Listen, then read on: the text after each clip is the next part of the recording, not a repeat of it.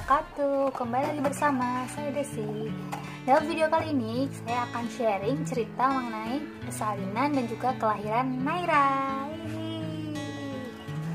Nah, teman-teman semua yang sudah bertanya di Instagram, mohon maaf lama gitu ya, karena memang baru sempat bisa bikin video. Nah, jadi saya mulai dari mana dulu ya? Saya sudah buat ibaratnya kayak roadmapnya gitu ya, bagaimana akan saya cerita nanti. Jadi biar tidak gamblang ataupun tidak ibaratnya loncat-loncat gitu.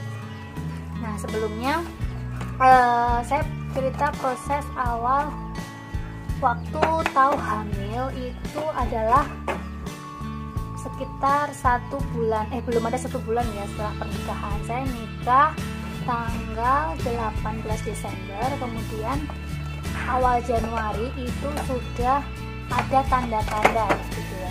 Jadi waktu periksa pun beli test pack dan juga periksa ke bidan itu sudah telat 4 minggu. Jadi ketika itu janin sudah berusia 4 minggu.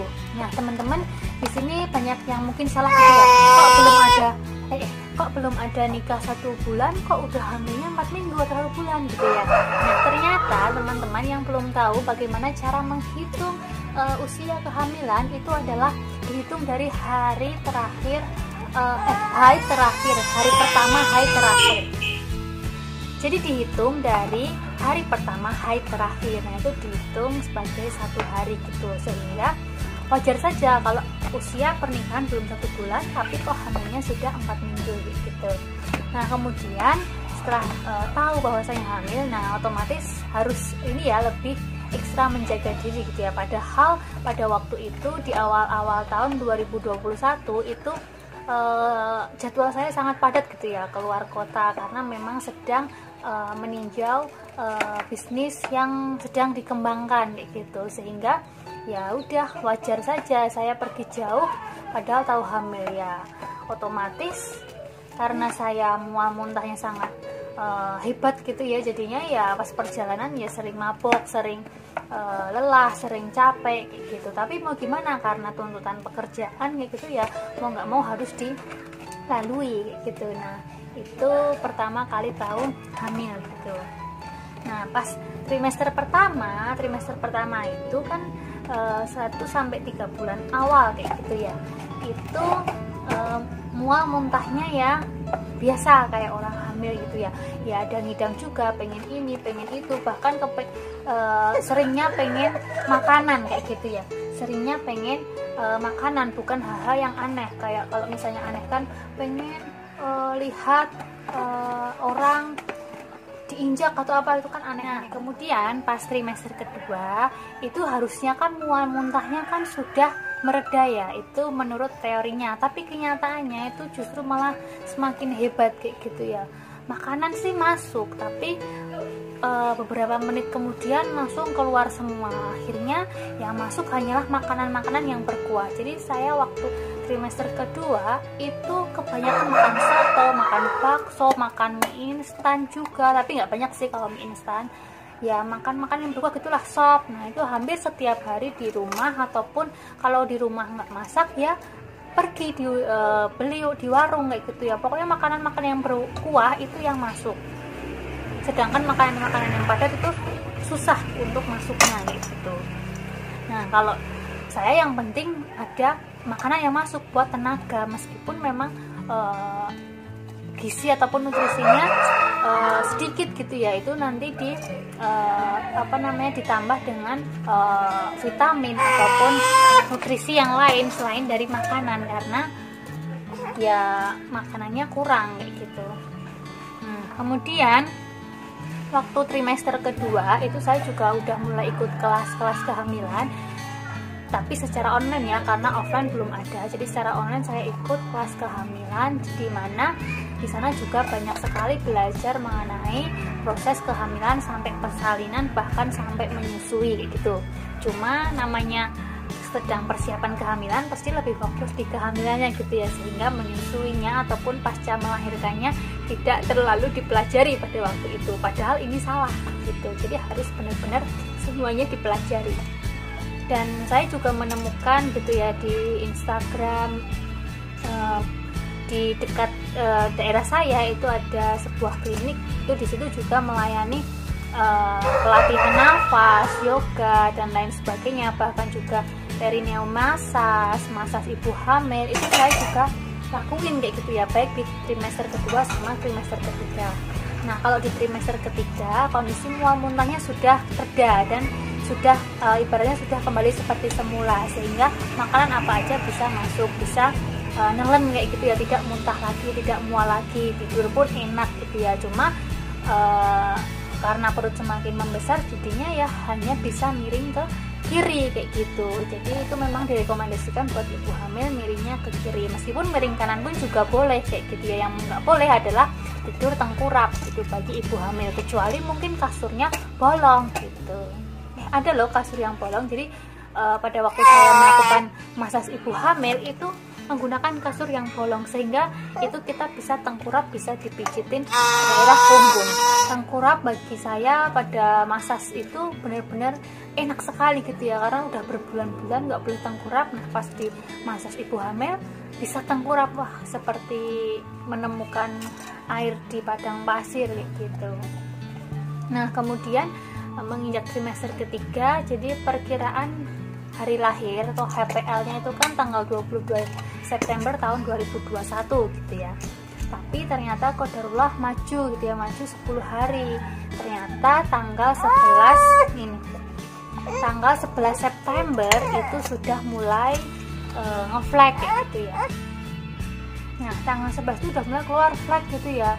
Jadi pada waktu itu suami tidak ada di rumah gitu ya, maksudnya masih tes ya. Pada waktu itu saya hanya berdoa semoga keluarnya kalau suami sudah pulang kayak gitu. Nah ternyata benar, itu memang belum terjadi kontraksi apapun gitu ya, masih sekedar kontraksi palsu.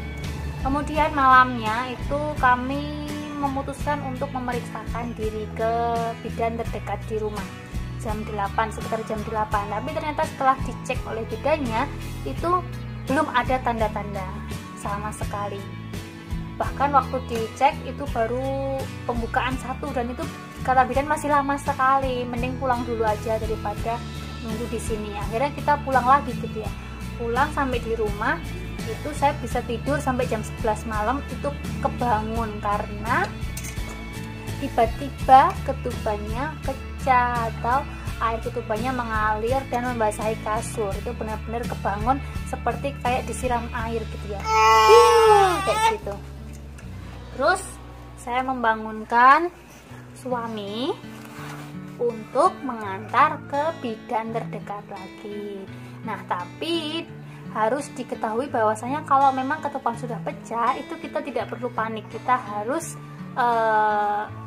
ibaratnya tenang, kemudian kita persiapan untuk menuju ke tempat persalinan, dan juga kalem saja, jangan panik, karena panik itu akan menambah kesulitan malahan. Jadi tenang, persiapan, bersihkan dulu.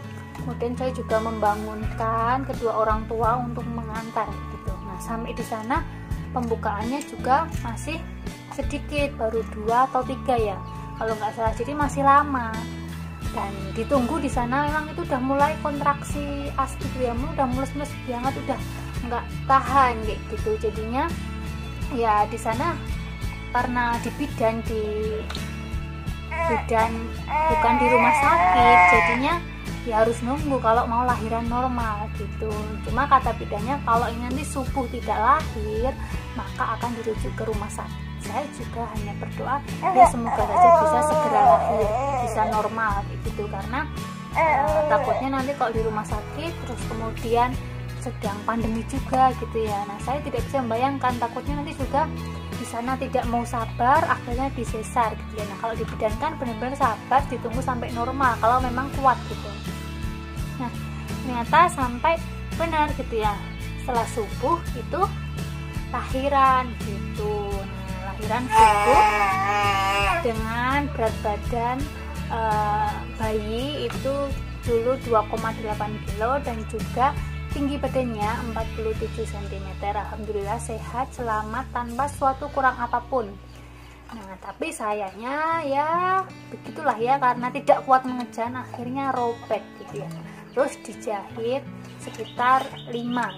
Nah kemudian di bidan itu cuma 1 hari gitu ya, karena sorenya sudah boleh pulang, karena saya juga tidak merasakan maksudnya sudah enak, sudah sehat lagi gitu ya, jadi dibolehkan untuk pulang. Padahal dulu saya periksa itu di 3 tempat, 1 di puskesmas, 1 di dokter, dan 1 lagi di bidan gitu. Tapi lahirannya bukan di ketiga tempat itu saya lahiran di bidan dekat rumah. Nah, kalau yang waktu pemeriksaan itu di bidan yang di daerah kota gitu, yang bisa melakukan pemeriksaan dan juga treatment ibu hamil.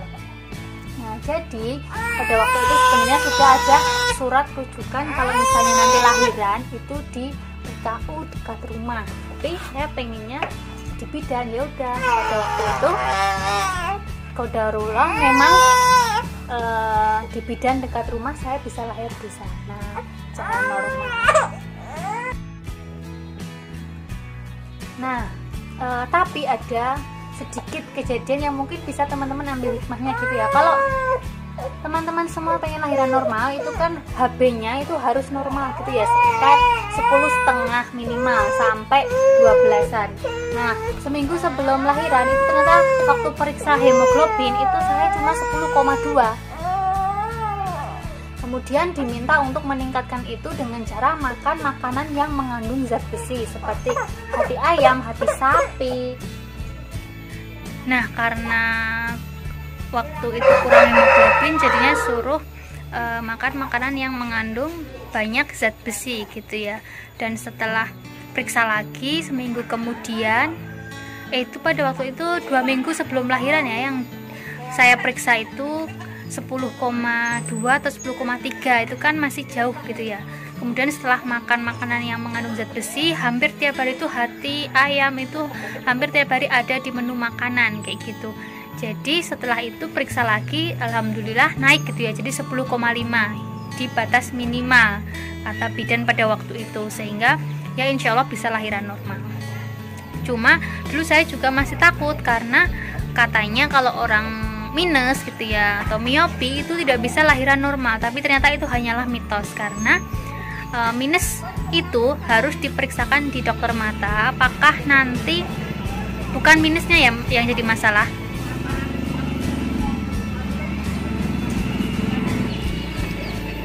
Jadi kalau mata minus itu jangan khawatir, kalian itu bisa nanti lahiran normal juga gitu ya, tergantung minusnya. Selagi minusnya itu tidak lebih dari 10 ataupun bisa menurut dokter mata itu bisa untuk lahiran normal, ya bisa kayak gitu. Jadi mata minus itu tidak menghalangi kita lahiran normal. Trimester ketiga itu mau menjelang lahiran itu nimbang, ternyata berat badannya 52, naiknya sekitar berapa tuh 10 lebih gitu ya.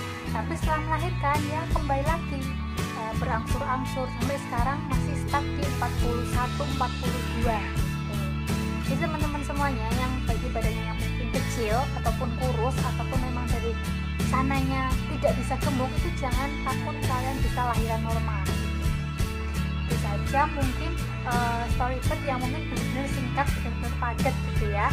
Nanti bisa kita lanjut di next video. Kalau misalnya teman-teman masih ada yang tanyakan atau teman-teman mau share cerita kehamilan kalian atau persalinan kalian, bisa di kolom komentar biar teman-teman yang lain juga bisa menyimak gitu ya. Sekian dari saya, kurang lebihnya mohon maaf. Jangan lupa like, komen, dan juga subscribe bagi yang belum. Terima kasih bagi yang sudah. Wassalamualaikum warahmatullahi wabarakatuh.